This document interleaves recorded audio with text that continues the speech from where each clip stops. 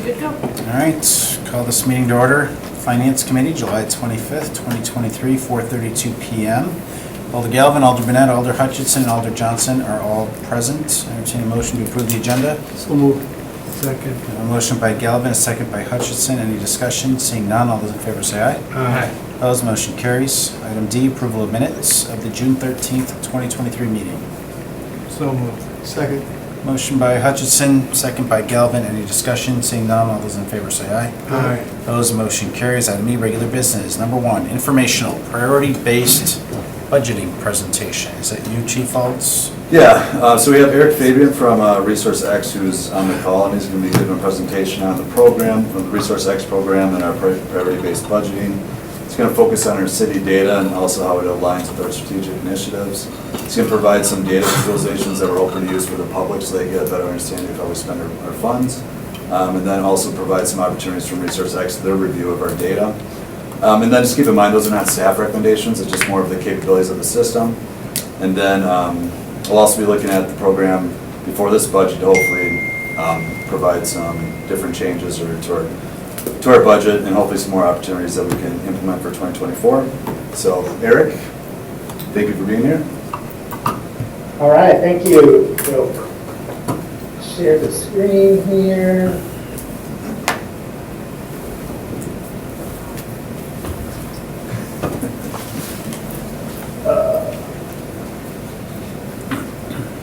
Sorry there, all right.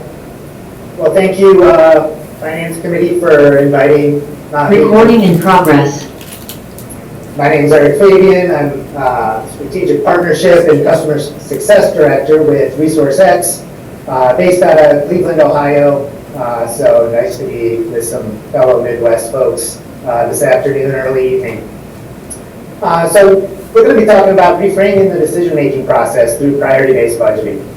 And there's a few different outcomes that we want to achieve here. I'd love to present to the committee a brief reminder on some of the core concepts of priority-based budgeting, walk through the work that Green Bay has performed to establish their first set of priority-based budgeting data, and then some of the successes, wins, trends, and opportunities that we see through your priority-based budgeting initiative. I'd also like to invite committee members, if you wish, to interrupt or raise your hand and ask any questions at any time during this presentation. So Resource X is a partner of GFOA and ICMA. As you may know, ICMA is the International City County Management Association, and GFOA, Government Finance Officers Association, and we're proud contributors to their Rethinking Budgeting initiative, in which budgeting at the program level and aligning those programs to a city's key priorities is one of the cornerstones of this initiative.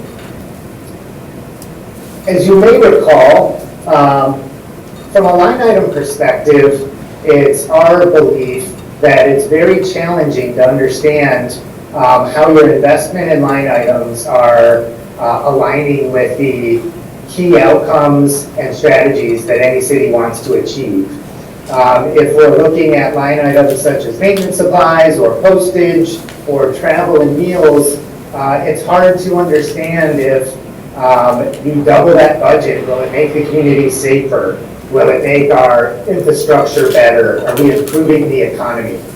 And so from a priority-based budgeting philosophy, we need to translate line items to programs, and programs represent those services that a city delivers. So if we were to look at the example of a postage line item, we can see that it can get distributed down to the department level, but then the story ends. So we can see that water gets allocated $500,000 out of the $1 million postage budget, but we still don't understand how that money is actually spent.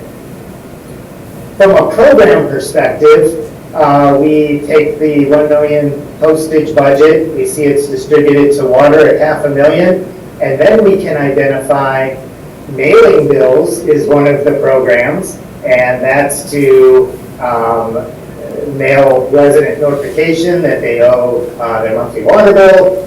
We send reminder notices when they haven't paid. We collect water samples and have them tested, et cetera, et cetera. We now understand what services are delivered and at what cost.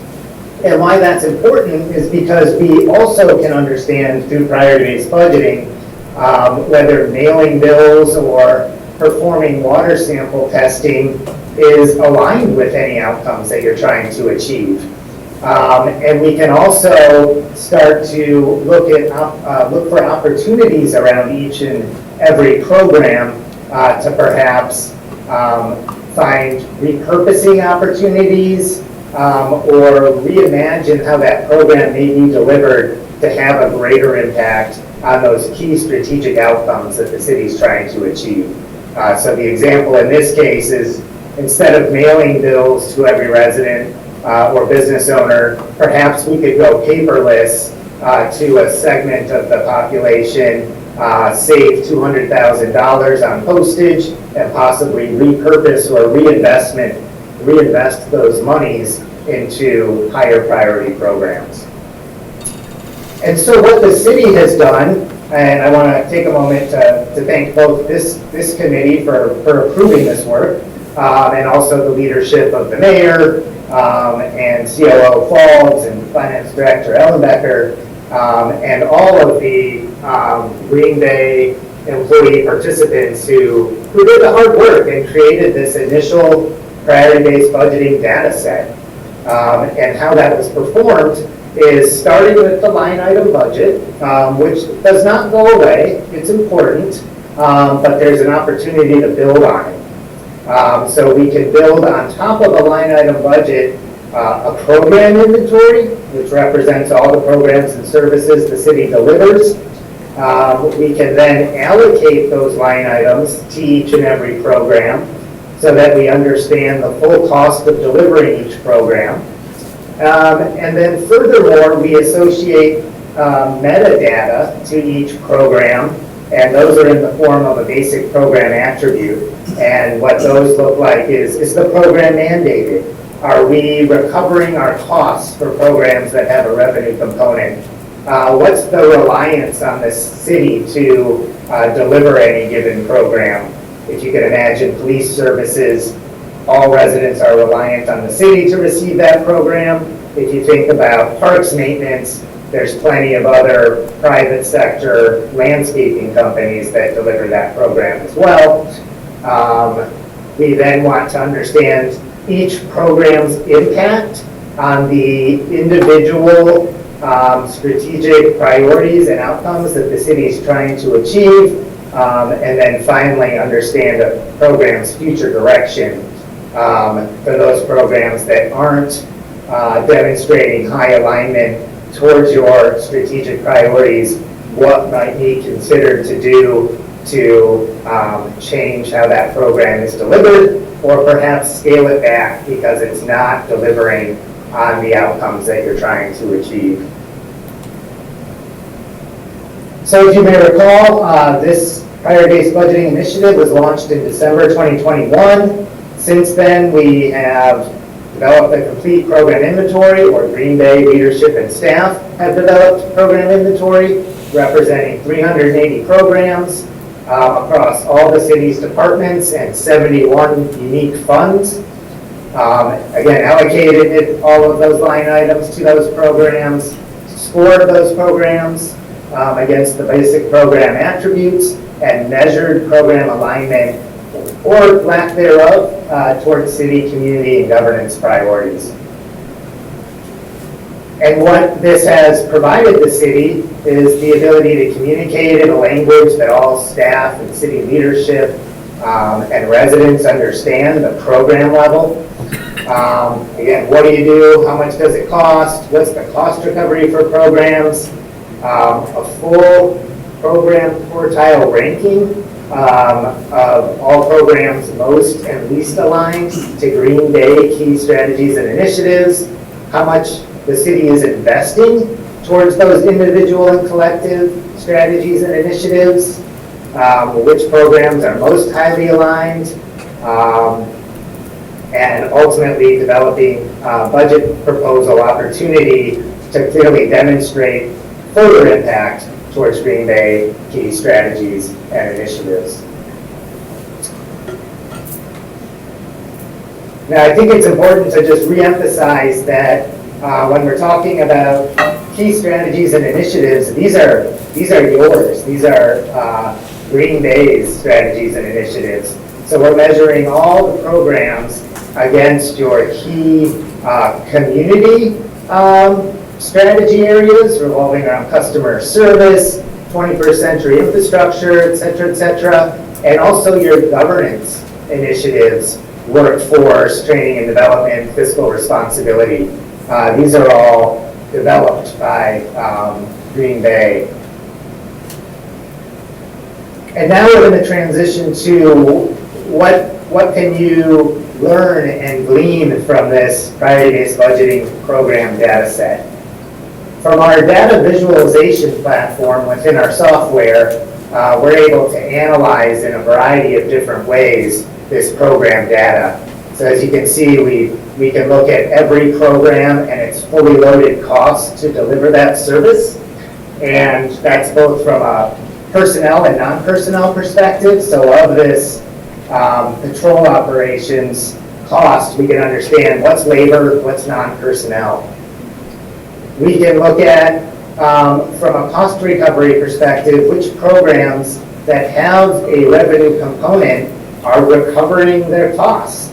And of those that are not, is it intentionally subsidized, or is there an alternative reason why you are not recovering full costs? Perhaps there's an equity perspective, perhaps there's a certain demographic you're trying to serve, but at least it elevates the conversation to gain general consensus and understanding that we have programs that are being subsidized, that aren't recovering their costs. Let's understand why that is the case. And if that is unintentional, let's have a conversation around how to potentially generate more revenue, evaluating fines and fees, et cetera, et cetera. We also have, again, an opportunity to truly understand how much money the city's investing in these strategic priorities. So if we are to look at 21st century infrastructure, for example, we see 75 million invested through programs that reflect extreme alignment with 21st century infrastructure. And then I know this slide's a little small, my apologies, but we can drill into that 75 million and identify each specific unique program that is measured and demonstrates extreme alignment to those 21st century infrastructure outcomes. On the other side, we can see programs that are demonstrating less alignment or even none, and we can dive into those programs and understand perhaps they're not moving the needle on infrastructure, but they're moving the needle on long-range fiscal strength.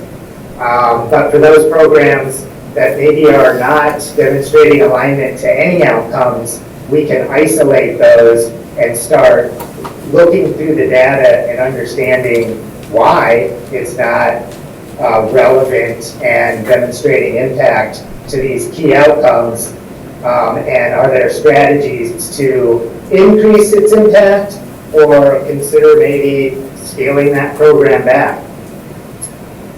I do want to add, though, that just because a program is a lower ranked program, perhaps in a quartile 4, it doesn't mean that the program doesn't have importance and value. There could be several reasons why you still want to deliver that program. Perhaps it's mandated. Perhaps it's extremely popular with the residents in the community. But at least it's worth having that conversation and being able to elevate the fact that that program is not demonstrating clear impact to these key strategic priorities identified by the city. Again, this is somewhat duplicative, but just being able to demonstrate that you can identify clear investment towards one or more of your strategic initiatives, in this case, 21st century infrastructure, and then drill down and identify which programs are demonstrating the highest impact, strong impact, some, minor, and none. Another look at the fiscal responsibility strategic priorities, saying you can understand the full amount of investment towards that priority, and then investment at the individual and unique program level.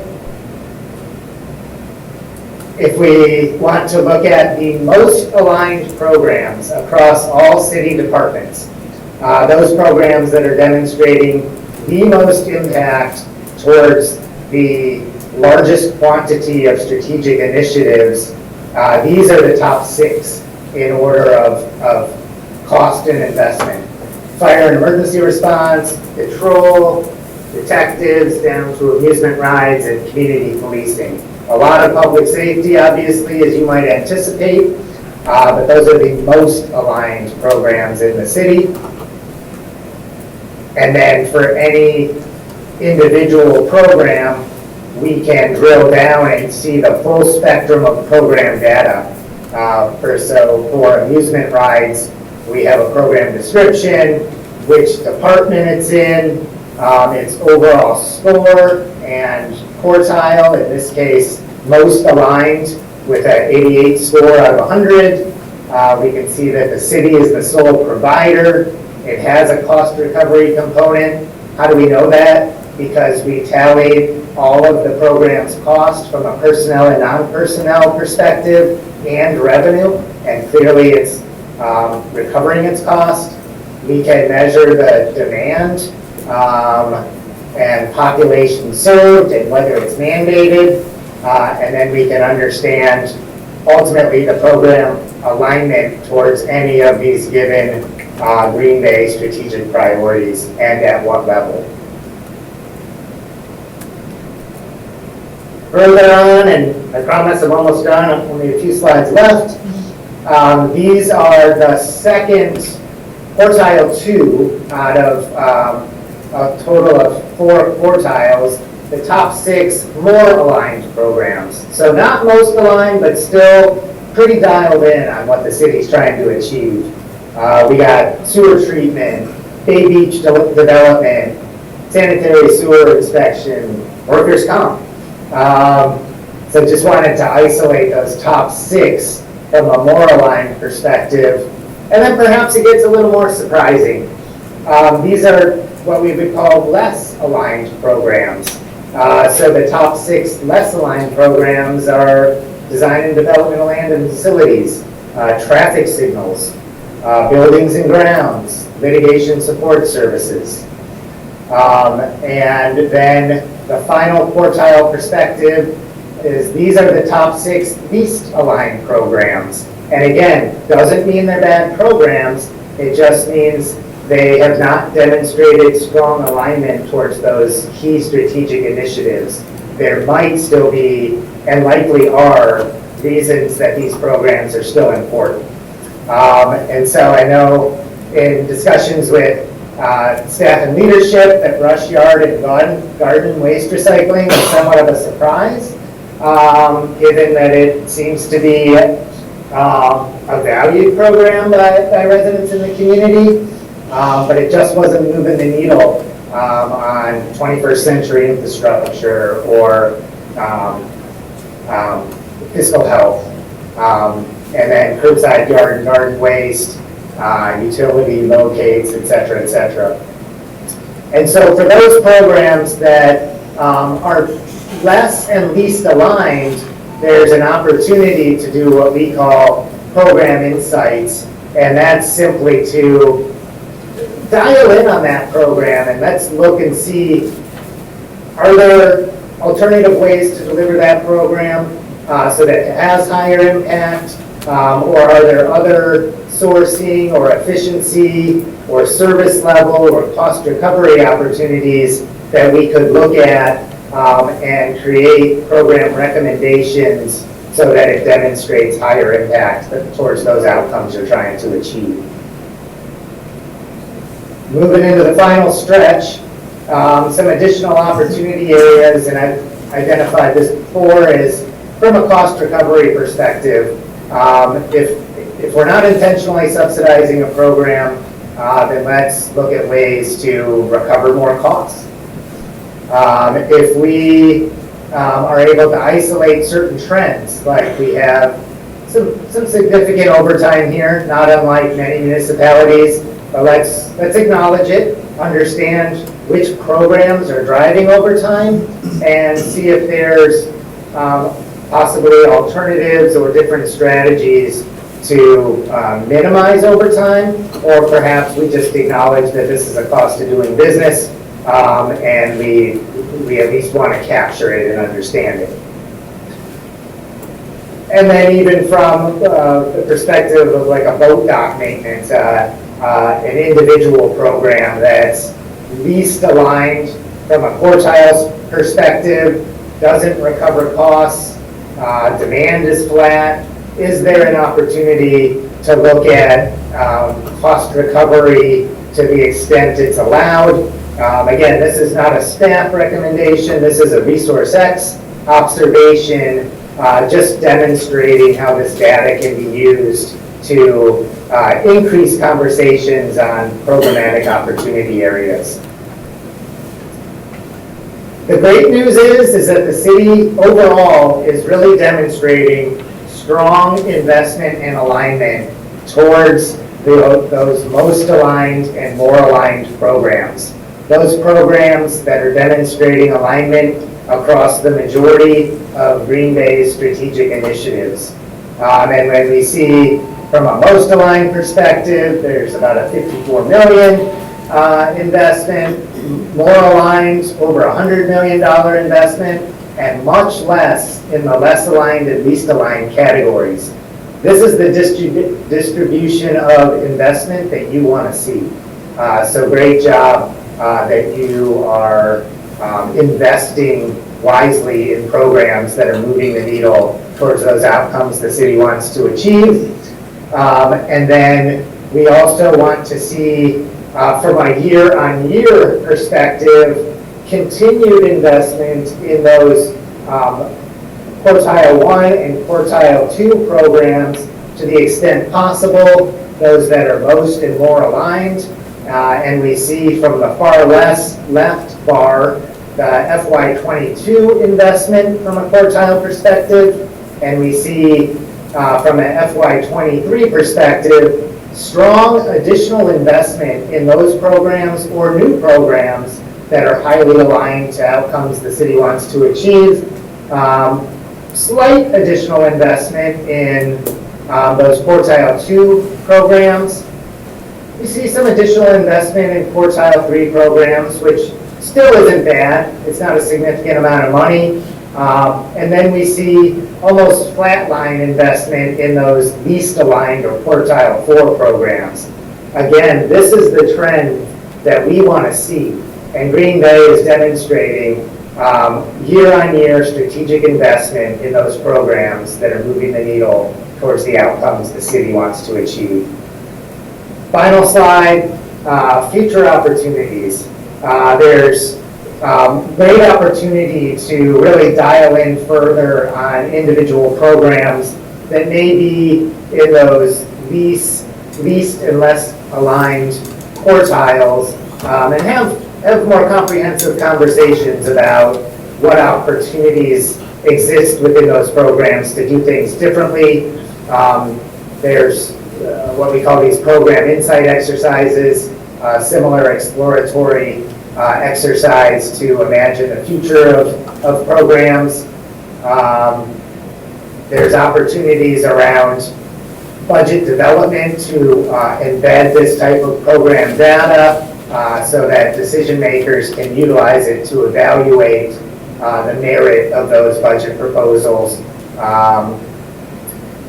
Ultimately, there's opportunities to look for program mapping and shared service opportunities with neighboring jurisdictions, opportunities to more maybe transparently communicate this strategic priority-based budgeting initiative with your residents and business community, either through the budget book or perhaps an open data platform.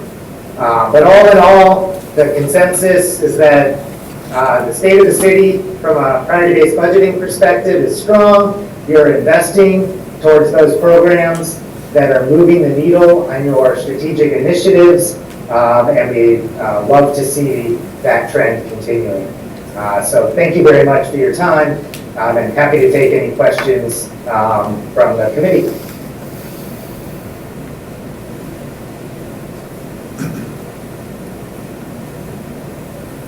Questions? So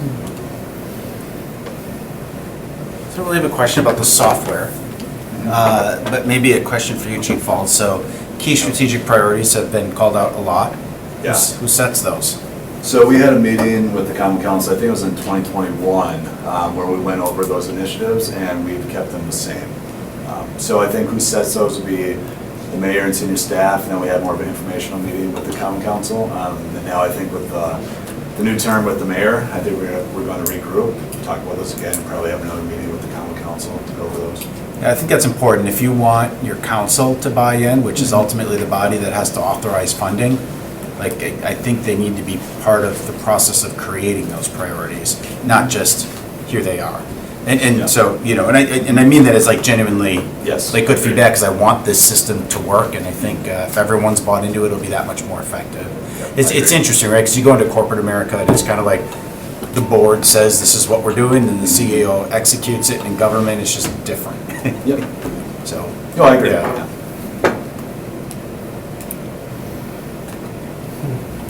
Okay. Good presentation. Appreciate the information, the in-depth analysis. I think it helps us understand how it's being leveraged, so. We using this Thank in you, Tom. 24 Yep. Well, we're good. to help guide decisions? Yeah, so at this point, I think we're more focused on the data visualization and kind of getting that more better understanding from the public on what we're spending money on, but we're attempting to start to drill down the data and use it for decision making. So I'm hopeful we can do that this budget, but the goal is absolutely for the following budget, 100% to be able to do it, so we're just kind of doing that right now, we're trying to. Okay. Good. Who has, like, the keys to the data? Like, who's managing this report? Yeah, so what we have is, there's different users set up, and Eric, jump in if I get this incorrect, but there's different users and different access levels. So there's like senior staff, for the most part, will be a super user. Then there's, in departments that you have more of the budget creator for each staff or each department will be a super user. And then there's some other individuals that will have access that maybe work on the budget for one department. So if you're a super user, you have access to everything. If you're at department level access, you have access to just your department's data. So hopefully that made sense. Okay, so if I want to just talk to someone, I find out who's a super user and, you know, have a meeting and sit down and look at it, or? Yeah, so I could sit down with any member of the common council and run through that information. Yeah. Okay, thank you. Yep. Good. Any other questions? All right. Thanks again for the presentation. All right, thank you very much. Have a great evening. All right, move on to item 2, consideration of possible action on the approval of the revaluation policy.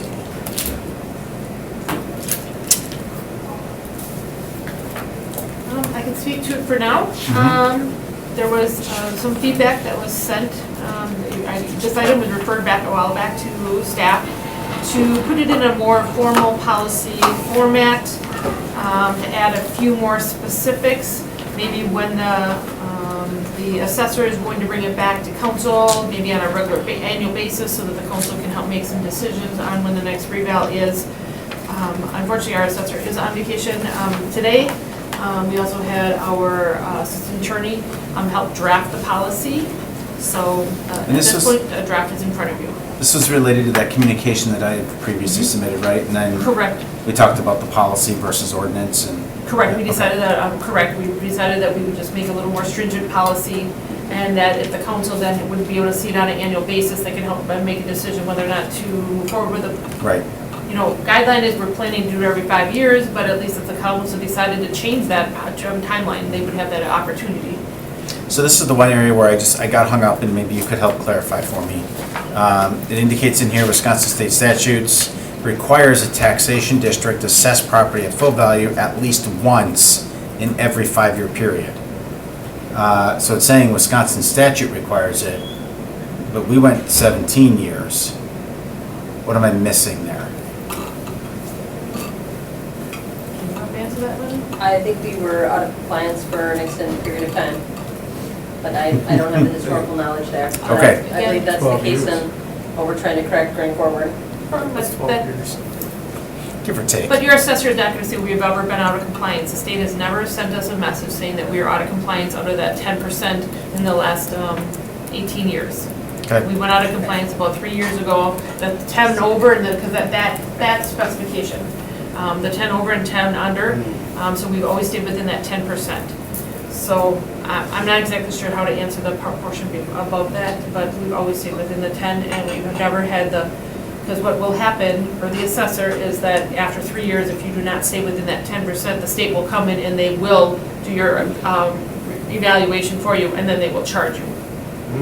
So we were, this year, you know, we had to do a reval in 2022 because it had been our year 3 out of compliance, out of that 10% compliance Okay. one way or the other.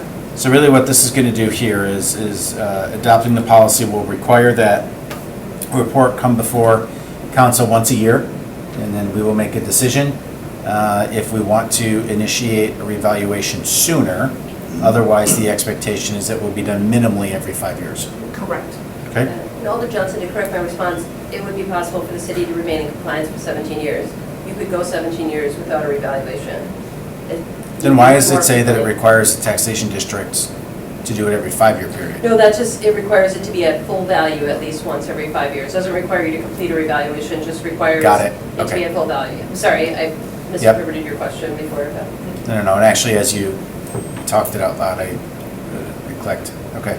So if we hadn't had the dramatic increase in home values that the entire state and the country has seen, we could have coasted along for 50 years staying within that 10 percentile. It's possible, but certainly that was one of the catalysts to the last revaluation was housing market changes. And if we did do a reevaluation, about the only thing that would change would be someone that did some dramatic work on their house that hadn't been documented, or I imagine new houses are evaluated. I mean, unless the market Well, changes. look at like Weary's district right over by the stadium. A lot of the short-term rental units have driven up the value of those homes. So Right. that's an example, I would say, of an external pressure Right. that would drive the revaluations, at least in that area. And so Alder Gavin, what you mentioned is correct, but also they look at sales of comparable homes in your neighborhood as well. So you talked about construction, addition, things that we pull permits for, new construction, new homes, but a lot of the revaluation information is based on comparable home sales. Okay. So if you're, even though you might live in your home for 30 years, if your neighbor sells their home, you know, last year made a lot of money, it would have made it. Yeah, exactly, and that's what's happened. I mean, home values have gone up. I mean, what they say, we're at like $300,000 average for this area now, which seems crazy to me, but it is what it is. All right, thank you. I had a question on how do businesses, that evaluation fit into this? We talk about home value, but didn't homeowners kind of have to pay more because businesses didn't inflate in value as much? It is all part of the revaluation. When you're going to do a revaluation, it's going to be residential, it's going to be, and commercial. Commercial's about, round numbers, 30% of all of our assessed values, and the city has 70% as residential. But just the housing market made the residential percentage go up, their share, their values go up faster than some of the commercial. And again, that could swing, you know, every time you do a revaluation, that could swing. It just kind of depends upon the market at the time. Okay, thank you. Okay? Any further questions?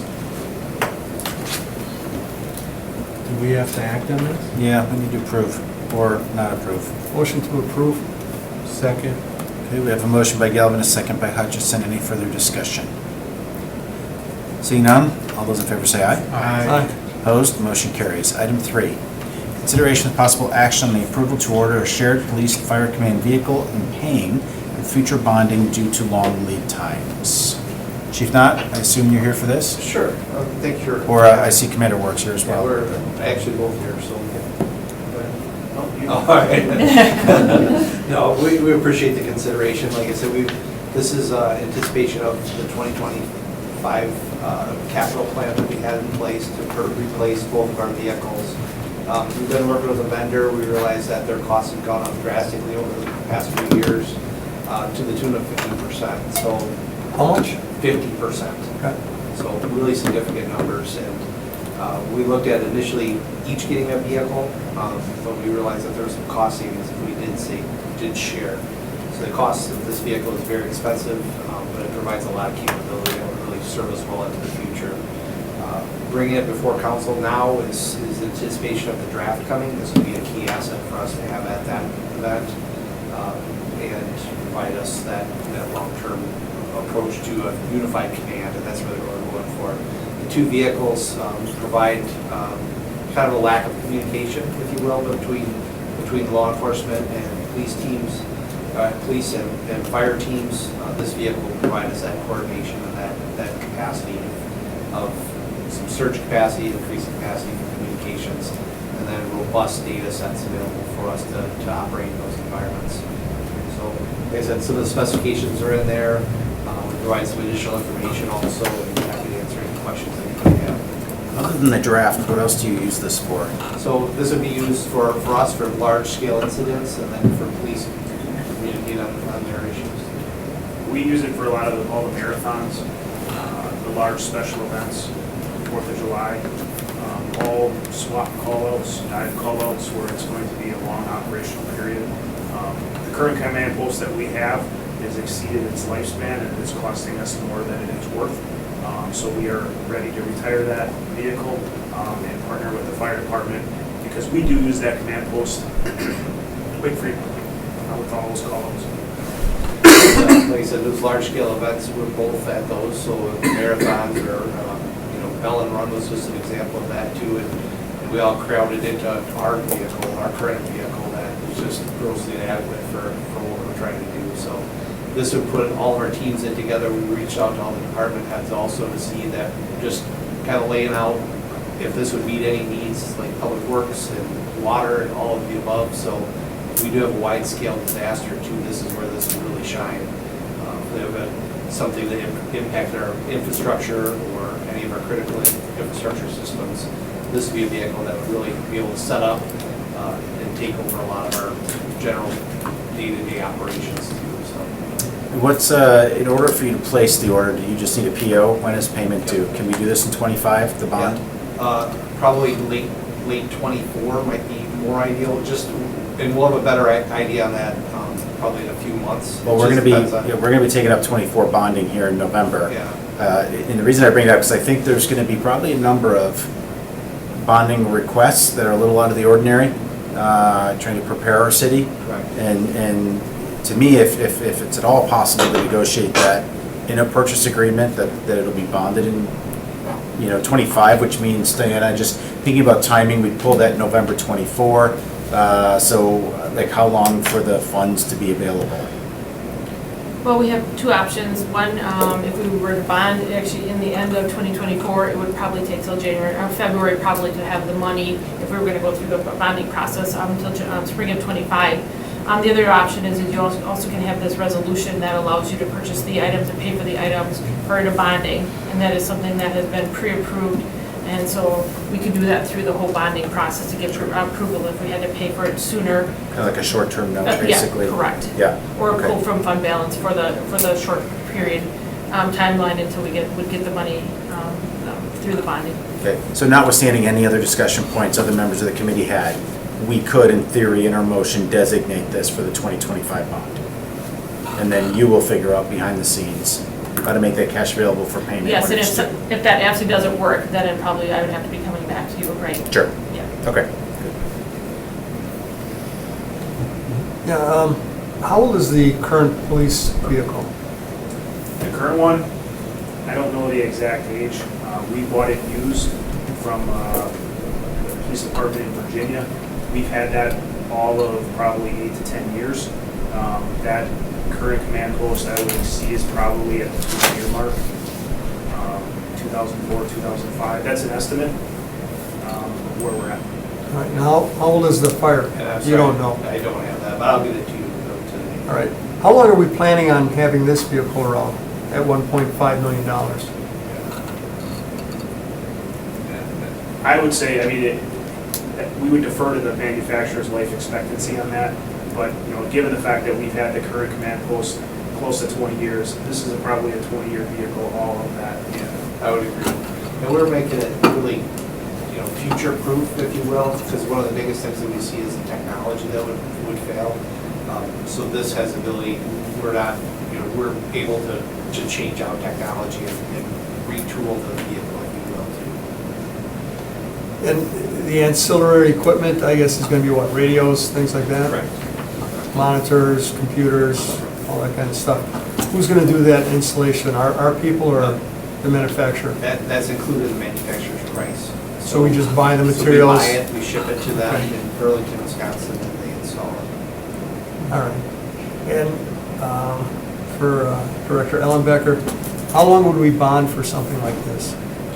If the life expectancy was 20 years, we would probably do 20 years. However, you know, council could help make the decision. If it has a life expectancy shorter than that, we could take a note out for 10 years on this piece of equipment. So roughly $75,000 a year for this vehicle. Yes. It's a lot of vehicle per year, but That's interesting. Are there monies that the city could get because we have this draft from the NFL or some body that we could divert to this? Or is this all on the city? I mean, I think that's partially why I asked the question of what else are we using it for? well, that's why a couple of years ago or several years ago, I suggested a grant writing position that failed because no one saw the worth of it. But you know, you see all these grants out there that you hear about after the fact, and you're like, you know, this is stuff we could certainly be using to offset a lot of these major costs that we're incurring now. I mean, we need it. You know, I mean, I remember the old Air Force bus and some of those other vehicles that we had to put up with, and they were more of a deterrent or a detriment to the program than a positive. But, and I know we have to stay current. It's just, boy, that's a lot of dough. right. And I think we don't want to hinge this on some type of outside money because we need it. So we have to plan on it. But I'm wondering if there's a way we can get outside money to help fund for this, like someone put their name on it. With the draft being the spring of 2025, we're what, a year and a half out, maybe a little bit less. Will this be ready in time? That's why we've kind of expedited the process, if you will, and we're bringing it for you now, is because then the sooner the better for them, and their time frame is still a year and a half delivery time. Are they guaranteeing it? I mean, They getting it the will. week Again, before is probably not going to be very helpful. They said they would get it to us before the draft, as our endpoint, well before the draft, with training and all the resources available that we need to, if we can get this now. And like I said, it is a very quickly bring before council, so we do apologize for that, but like I said, it's on their time frame to get it delivered with the chassis and all that stuff. Okay, so I guess that wasn't clear to me. So the council is going to basically, you're asking for council approval for this item now, so we can get the ball rolling. Correct. Okay, There's no cost at this point. Okay. Like I said, it is a PO at this point. okay. And So we still need to nod yes for this ball to get rolling. Okay. We're obligating future funds, right? So if you look at our 5-year capital improvement plan, there's way more requests in there than we have the capacity to bond Right. for. So, and this is a little bit of my fear, where we've seen this more often. It's a response to market conditions, I understand that. But it's almost turning into Right. Like, who can get there to get there to your bond request and, you know, first, and, because we're making a lot of these commitments Right. without any idea, honestly, of how it's impacting the future. So that's why I was gonna ask you, Chief Fultz, from, you know, the perspective of the administration. I mean, this isn't just the only item, so I'm not picking on this one. We've had a lot of other items come that we've got to place the order for a year or 2 years down the road without any discussion around how that might impact other items within that capital improvement plan. Yeah. That's kind of what with this presentation we had earlier, I mean, and I'm not pointing out the fire department, but you guys have very expensive equipment that does very specific stuff, but we've got several vehicles already that we're paying for because of this whole system where you gotta order it 2 or 3 years in advance, and you gotta give them money to start doing it. So, I mean, you're right, we walk in the door for 2025 and we've already committed how many millions of dollars, which is gonna impact other projects that we're looking at doing, and without, you know, evaluating this as we're moving forward, it's gonna hamstring us eventually. I think that's why we have the CIP, and that's why I think talking about the CIP at budget, I think is gonna help this conversation quite a bit. Alder Burnett? Chief and Commander, I mean, on the surface level, it's like, of course, it's needed, but can you explain why exactly it's needed versus what we could use in its place? Because you both said that there is something that's functional. It seems like a mobile unit. You park it where there's a emergency response. Is that what I'm That's getting? what this is, right? So like I said, you know, some of the best examples, probably some of those, you know, a large-scale disaster, if you will. So we go out to a neighborhood that's been impacted by a tornado or a flood, and we're able to set up a mobile office, if you will. That brings us radios, communications equipment, the ability to bring a team together to solve a problem. So that's what this really brings to the table.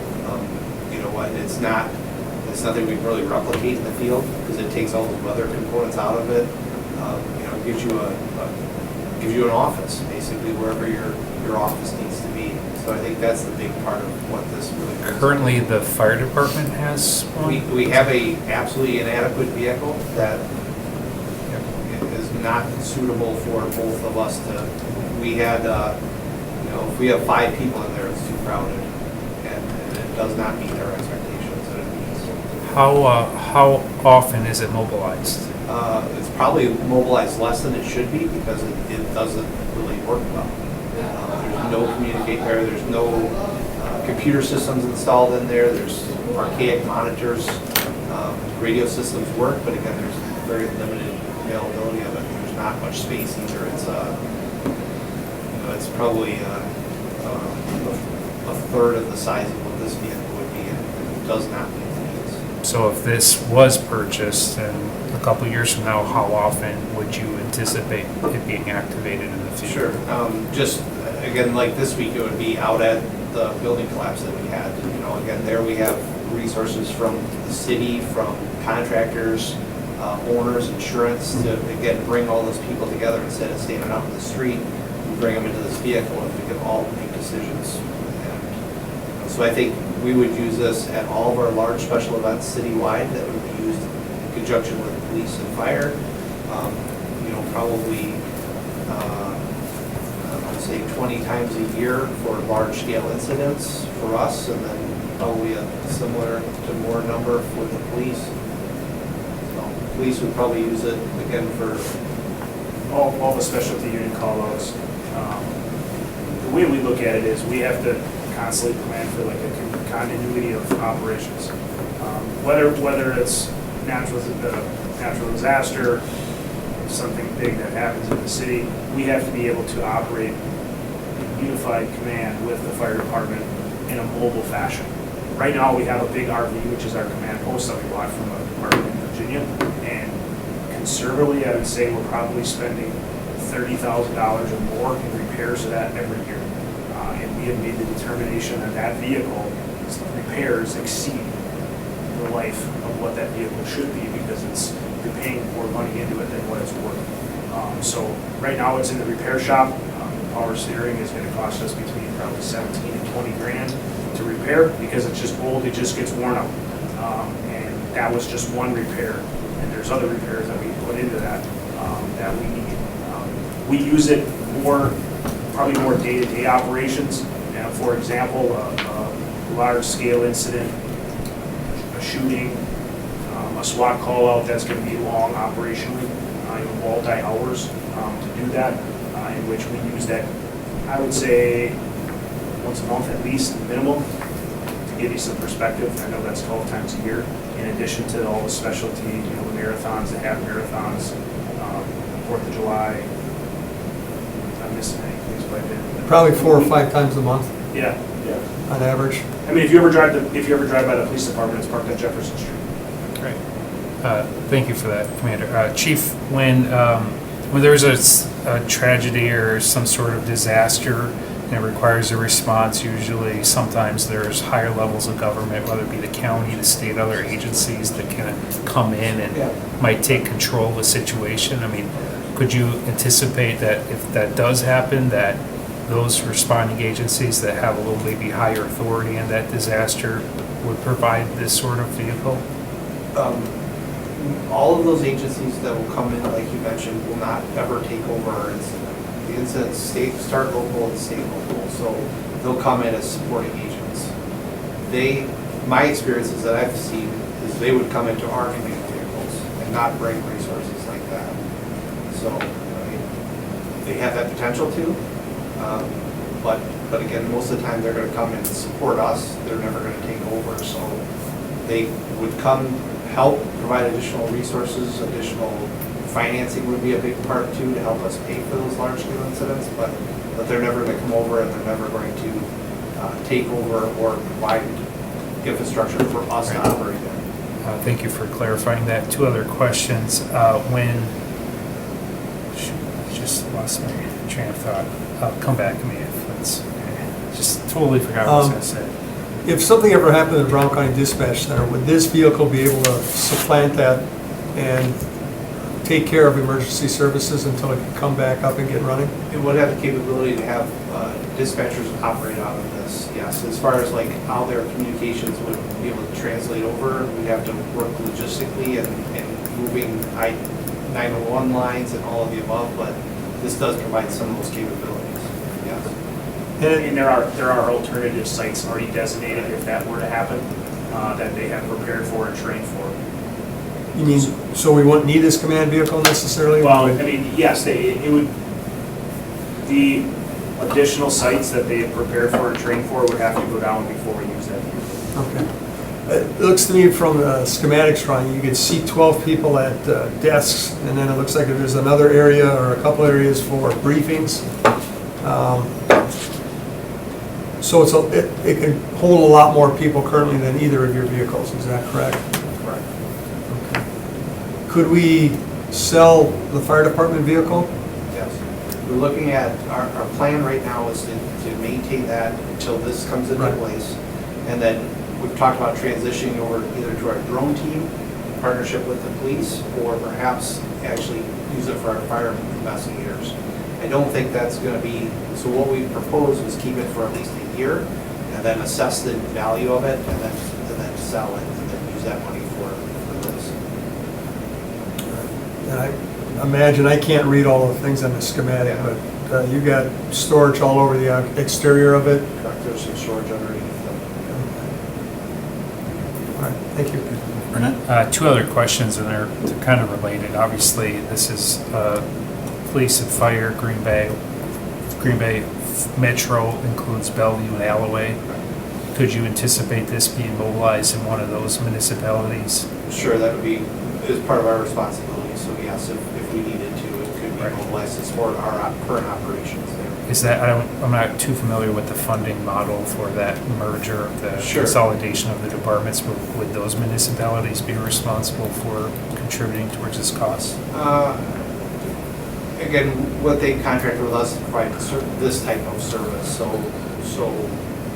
I don't, this is the service that we provide to them, so we get into the specifics, but an incident like this would, the expectations was we would bring appropriate resources to handle whatever scenario is presented.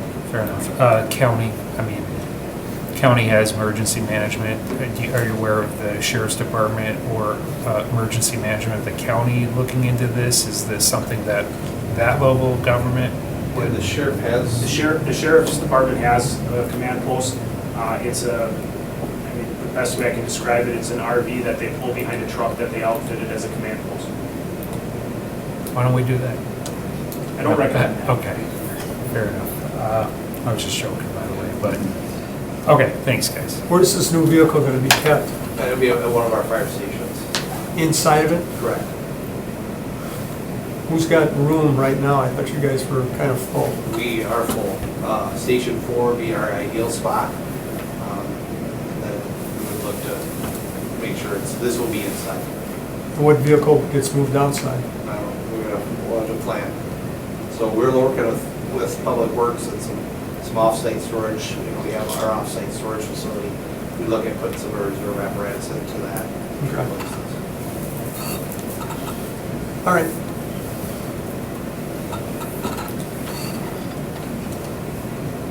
It's your pleasure.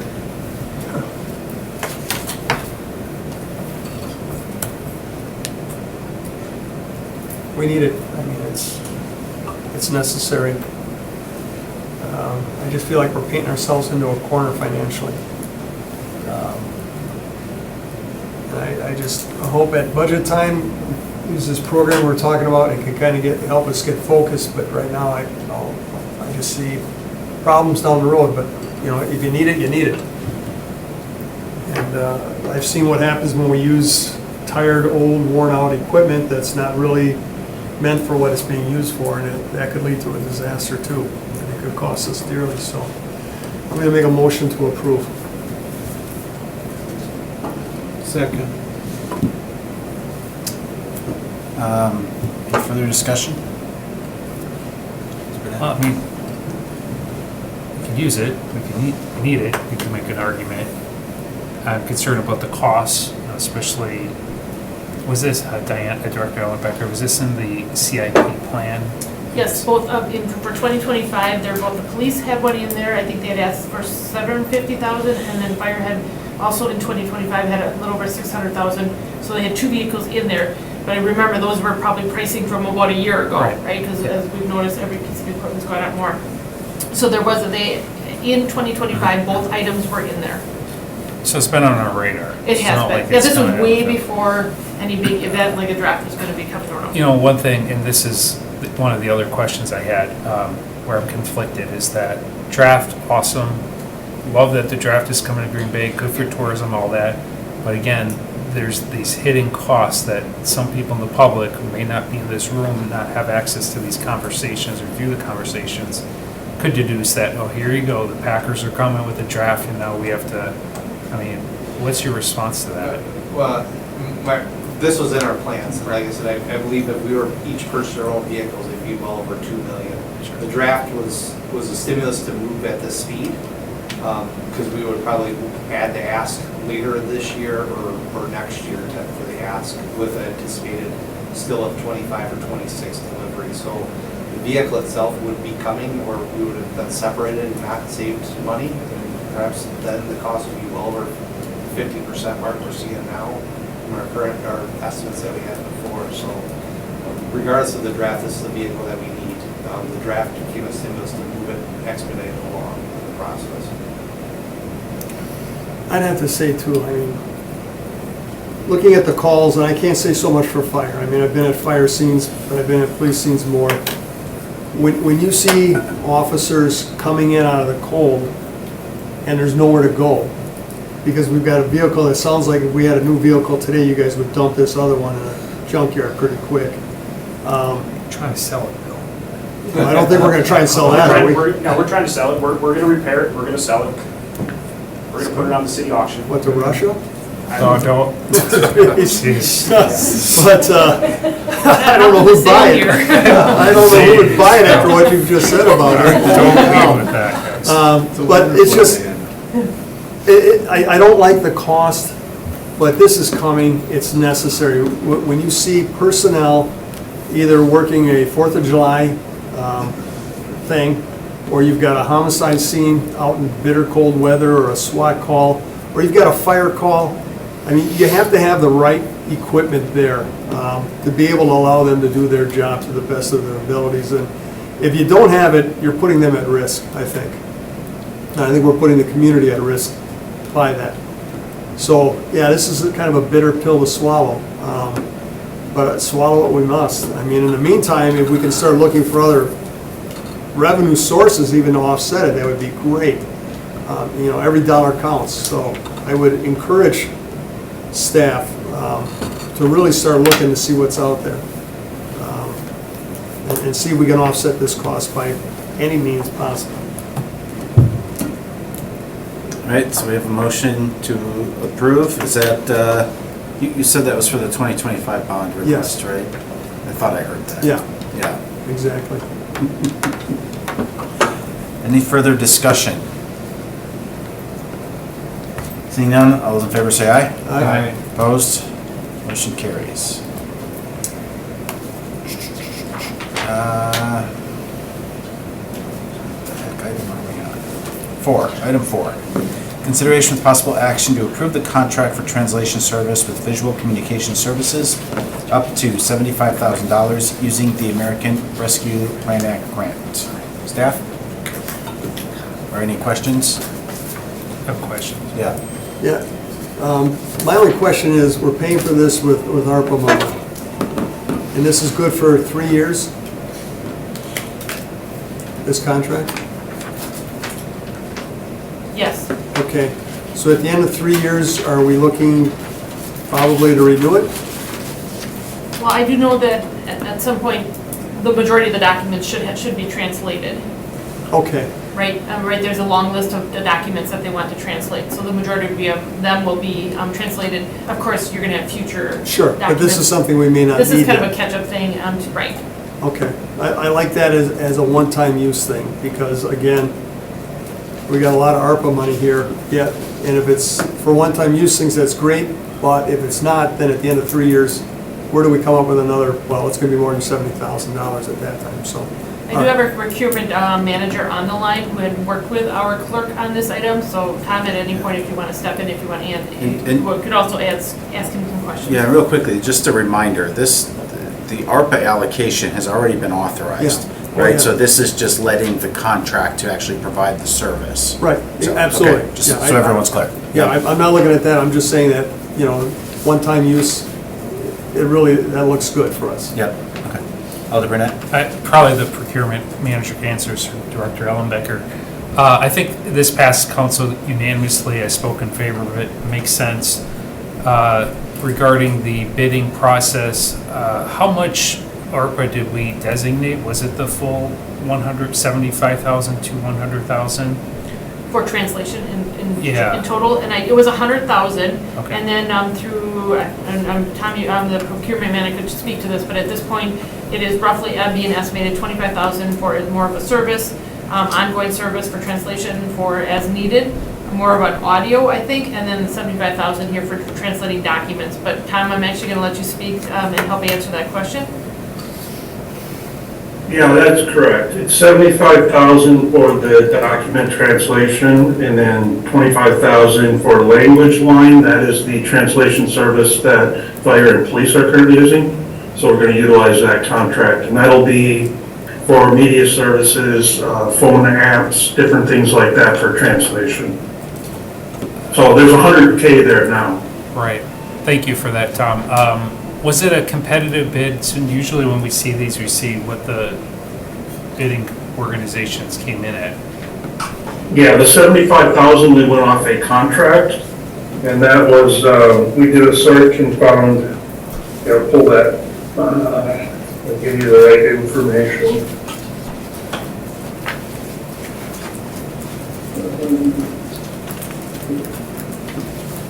It's through Webco, but it's actually a contract which is through the Region 4 Education Service Center. They bid that out, and the contract number is R2-10611.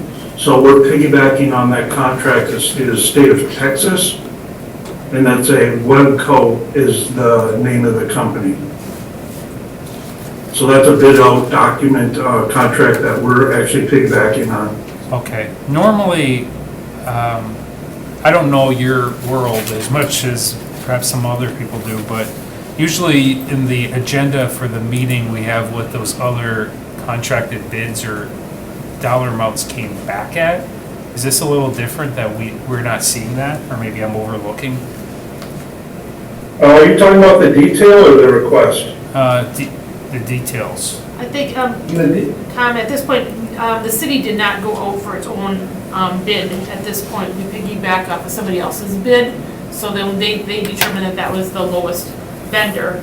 That is correct, right, Tom? We did not actually go out for our own bid. That's why you're not seeing the spreadsheet back of what the city received back in. Correct. That was bid out nationally, and Webco ended up with the contract. So we're piggybacking on that contract, and it's through 27, I believe. And that's, So that process took place, so then we're just using that contract and that language. is that, I mean, I'm assuming it is, but I need to ask, that's allowed by our policies that we can quote unquote piggyback on something that's already been done? Correct. Okay. All right, thank you. Yep. Okay. Motion to approve. Second. Motion by Galvin, a second by Hutchinson. Any further discussion? Seeing none, all those in favor say aye. Aye. Opposed, motion carries. Item number 5, consideration with possible action to approve the purchase of 16 Motorola portable radios for $77,818.72 funded by the American Rescue Plan Act grant. Any questions? If not, we'll entertain a motion. Motion to approve. Second. We have a motion by Galvin, second by Hutchinson. Any discussion? Seeing none, all those in favor say aye. Aye.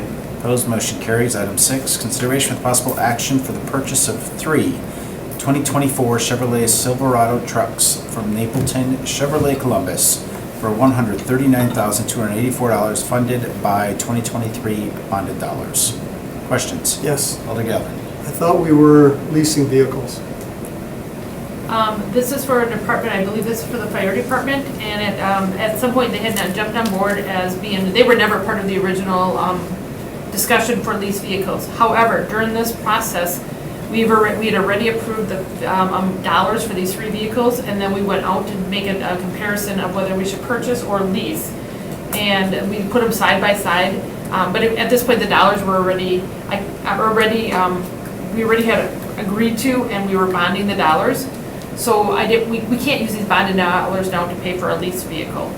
But we did try to do comparisons for future decisions, but again, at this point, the fire department wasn't originally on our lease schedule. And so we just started making that, this year we did the comparison. They had already requested bonded dollars. They were approved this summer. So it was requested bonded dollars. When was that request made? I think May time period, I think the 2023 bonding dollars were approved in May. It's come through the last 2 council meetings, all of the approvals for all the bonding, and then the money should be received in about 2 to 3 weeks. So the Right. 23 bonding is, that was approved over the summer. And shame on me, I didn't catch this, but how is it an entire department, a major chunk of our city, kind of doesn't know that we're leasing vehicles? I'm not saying that they didn't know. When we brought the original lease program through it, we would really focused on parks, DPW, and inspections had jumped on board. About 2 years later, year and a half later or 2, then the police department jumped on board and they started putting some of their support vehicles in it. Fire has just started deciding that whether or not they've been asking the same questions, whether or not they're support vehicles.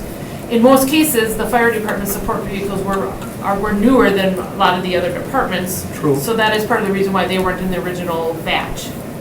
And I understand that, but I mean, it's just, I don't know, again, it just seems like we overlook another opportunity here. And here we're bonding for vehicles again, which is the craziest thing to take out a loan for, is for a car that's not gonna last that long. And it's frustrating. Do you have any more to? And I know you're brand new here. Yeah, so, no, just some thoughts too. One of the things that we do is we're going to install specialty emergency lighting and sirens, as you well know. So is some issues that we see with some leasing as we go too. Yeah, but you see these kids driving around in old squad cars all the time like they're really cool. So I Yeah. mean, maybe someone wants to drive around in old fire vehicles. Fire police, fire truck. Yeah. Drill some holes in it. Yeah. Well, you're aware of it now. Yeah, certainly, and we're open to it. You know, we'll continue to explore finance and as we move forward too. Okay. Your battalion chief is also online if he had, Yeah. if there was any Yeah. additional comments he'd want to make. Right, because, you know, like the battalion vehicles and that, those are all vehicles that could be leased. Yeah, and again, the terms would have to be adjusted to accommodate Sure. all the mounting and all that ancillary that we put on, but certainly I think moving forward, it's something we can Okay. explore. All right. I'll make a motion to approve. Second. Motion by Galvin and a second by Brunette. Any further discussion? Seeing none, all those in favor say aye. Aye. Opposed, motion carries. All right, my computer is spooling. Consideration with possible action on a purchase, There we go. installation of 2 federal signal emergency sirens for $54,897, funded by 2023 bonded dollars. I absolutely apologize about bringing all these items together. This was, these were sirens that one was in the process to be bonded, and then we added another with finance. These were ones that I realized as soon as we got here, I was told that these were things that had been not functioning for a period of time. We have an agreement with the county to maintain them. That includes, you know, minor maintenance and things like that. These 2 sirens are absolutely not serviceable anymore. They're not able to be serviced and repaired, so everybody recommended replacement. And, you know, we've asked for a comprehensive schedule of replacements, and we do this as more of a budgeted item moving forward. These are in pretty populous areas and then provide that weather warnings and alerts to our citizens. Okay. I'll make a motion to approve. We have a motion by Galvin, a second by Brunette. Any further discussion? Seeing none, all those in favor say aye. Aye. Opposed, motion carries. Item 8, consideration with possible action on accepting the Auto Group Foundation's grant of $15,250 for the traffic safety project for the Green Bay Metro Fire Department. So I will bring somebody to the table. This was a grant that we applied for. This is in partnership with AAA Automotive Group, and it is designed for automotive safety. We took the focus of this to improve our posture on electrical vehicle safety. And this is going to purchase a few tools. They weren't able to fund the entire grant request, but provide some tools and equipment to us to help address a growing problem with electric vehicles, and then also provide tools for other car fires or lithium battery fires of any type too. So this will purchase e-vehicle plugs, which actually take a hybrid vehicle and tell the computer that it's actually charging, so it powers down the vehicle and activates parking brakes or puts it into a neutral position so it isn't able to drive on its own. Car fire blankets, which are large reusable blankets that cover a car and smother it. It doesn't help us necessarily with electrical vehicle fires because they're going to be self-sustaining reactions as they go, but it does provide us a tool to isolate. So if you have electrical vehicle fire in a parking structure or something like that, we can use this to isolate that vehicle from others and minimize the spread. And then traffic cones to replace all of our cones in our apparatus and pulling that out of our budget amounts. So, like I said, we continue to explore grants. We know we have an expensive operation. Our equipment is not getting any cheaper, as we know, so we continue to explore other ways to help. Move to approve. Second. We have a motion by Galvin and a second by Brunette. Right? Okay. The other way around? The other way around. The other way around? All right, any further discussion? Seeing none, all those in favor say aye. Aye. Opposed, motion carries. Item 10, consideration of possible action. Let us skip 9, I did. Number 9, consideration of possible action regarding a budget amendment resolution for unbudgeted overtime for special events. Approve. Second. Motion by Brunette, second by Galvin. Any discussion? Seeing none, all those in favor say aye. Aye. Opposed, motion carries. Item 10, consideration of possible action on the report of the Claims Committee. I do have something, and I gotta, I think we should go into closed session, so I think it'll be quick, but I think it's important we get some information, so. I'd make a motion that we go into closed session. Second. The committee may convene in closed session pursuant to section 19.851G, Wisconsin statutes for the purpose of conferring with legal counsel for the governmental body who is rendering oral or written advice concerning strategy to be adopted by the body with respect to litigation which it is or likely to become involved. The committee will thereafter reconvene in open session pursuant to section 19.852, Wisconsin statutes to take action on items discussed in closed session if appropriate to consider the remainder of the agenda. Is there any discussion? No. Not all those in favor say aye. Aye. Opposed, the motion carries. We are in closed session.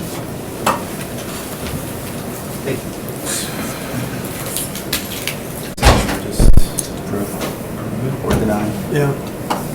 Receive and place on file. Yeah. Progress. All right, we'll entertain a motion to return to open session. So moved. Second. We have a motion by Galvin, second by Hutchinson. Any discussion? Seeing none? I'm gonna, Well, this is to return to open Yeah. session. So, okay, all those in favor say aye. Aye. Opposed? Motion carries. Now we'll entertain a motion on the item.